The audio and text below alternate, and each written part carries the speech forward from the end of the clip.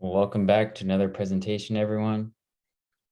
This week, my presentation is on soil water content and soil water pressure. And my name is Tanner Ozuna. So before we get into it, I encourage you guys to think back to about 2 weeks ago. We did a discussion on soil water content measuring devices.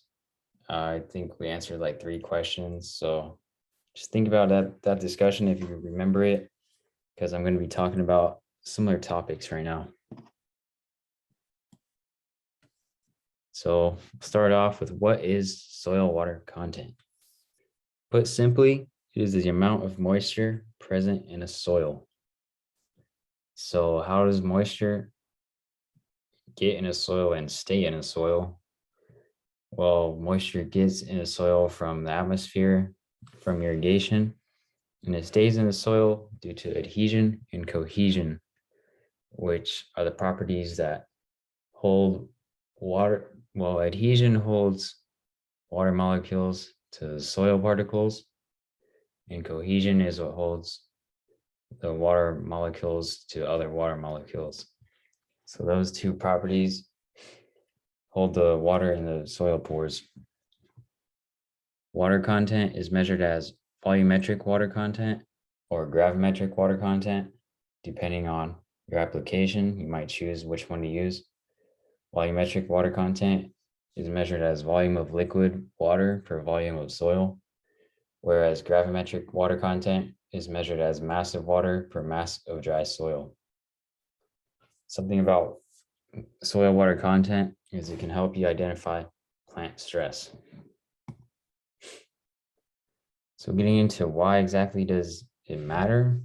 Well, like I said, it can identify plant stress, but besides that, it helps the soil classification if you don't know exactly what kind of soil you have, because certain soils have different properties when it comes to water management. For example, a sandy soil and a clay soil are going to have different water contents after a certain amount of time of being irrigated, because a sand soil drains a lot quicker than a clay soil. So it's going to have a lower water content. Similarly, that has to do with crop management and irrigation scheduling, because based on water content, that's when you're going to plan your irrigation scheduling.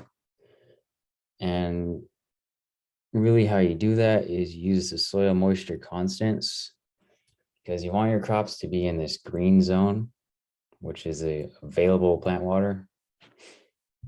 From there to field capacity, that's basically where you have the most amount of water that the field can use and that the plants can actually uptake through the roots.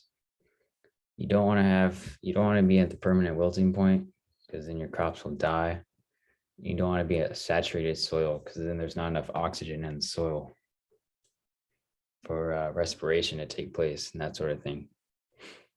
And another important reason that we need to look and measure soil water content is for land management, especially during the off season of farming, because you can do certain practices that will improve your water content.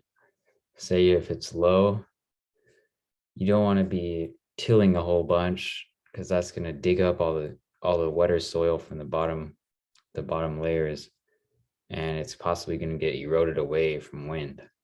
And then you could also improve water content by adding mulch, increasing soil organic matter, because that's going to help keep your soils more moist. So you can actually measure soil water content, which is kind of what I was getting at in that little brainstorming section. So we have the feel method. This method is very unreliable, very inaccurate.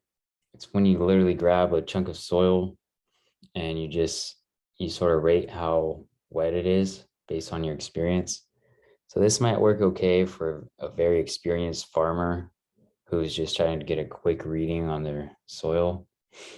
But if you want something more accurate, you're going to want to use either one of these other methods. So we have the gravimetric method, which that's like when you get a soil sample, you take a wet weight, you put it in the oven, until it's completely dried out. And then you would subtract the dry weight from the wet weight to tell you how much water was in there.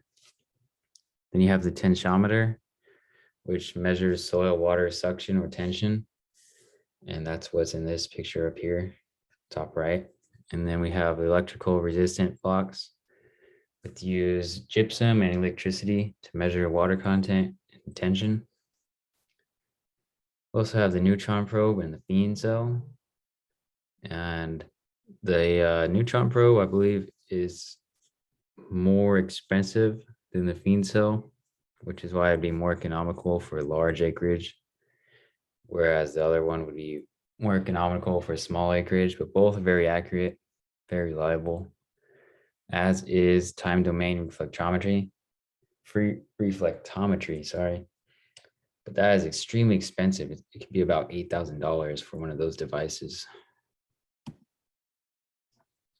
Now we move on to soil water pressure. This is the pressure that water is held at within the pores of the soil. It's also known as pore water pressure, PWP. Similarly to soil water content, it's caused by cohesion and adhesion. You know, those water molecules get held within the pores of the soil. It plays a role in determining soil water potential. Pore water pressure is going to be positive for soil below the groundwater table and negative for soil above the groundwater table. And that's what this graphic here displays. So soil water pressure matters because it can help identify things like the structure of the soil, drainage, water potentials, and stress identification, because a soil with a lot of pressure and tension is going to be held together more tightly. Those bonds between the water and the pores and between the soil particles themselves are going to be a lot tighter and a lot stronger. So you're going to have a higher quality structured soil with a lot of pressure. Likewise, a lot of pressure is going to affect drainage because it's going to make it harder for water to move. It's going to require more energy for water to move through pores with high tension. So your drainage may not be as well as, it may not be so good if you have high pressure.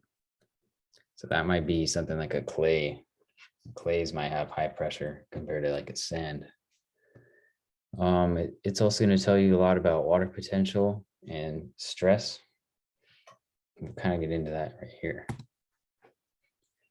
So we have some other measuring devices. Some of these are similar to the ones previously mentioned, like the tensiometer, electrical resistance blocks, and time domain reflectometry.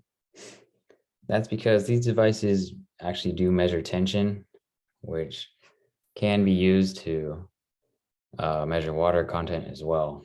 And then a new device that we have is the pressure bomb. That's going to be used for trees.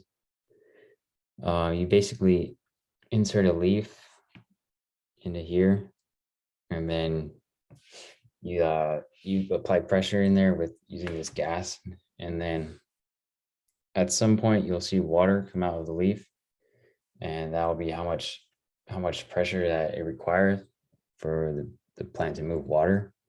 Basically, the higher that pressure is, the more the plant is stressing.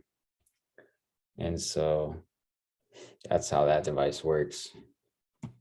Higher pressure usually means higher stress. And so again, to application, who would actually care about soil water content and soil water pressure? Well, of course, people growing crops, such as growers and agronomists that would help them out. They're going to want to analyze soil water contents by taking samples, things of that sort, to make sure their soils are going to be fertile. And then, of course, researchers are going to be interested in this, seeing new ways to manage soils and improve their water content. And actually, engineers are going to be interested in this too. This isn't so much related to agriculture, but an engineer should examine soil water content if they're going to build like a house or something, because you want your soil to be well drained don't want flooding or your soil to become real soft and then sink in. So that wraps up this presentation. I did make a Kahoot. It's about 5 questions, and I'll put a link to that Kahoot in the description of this video.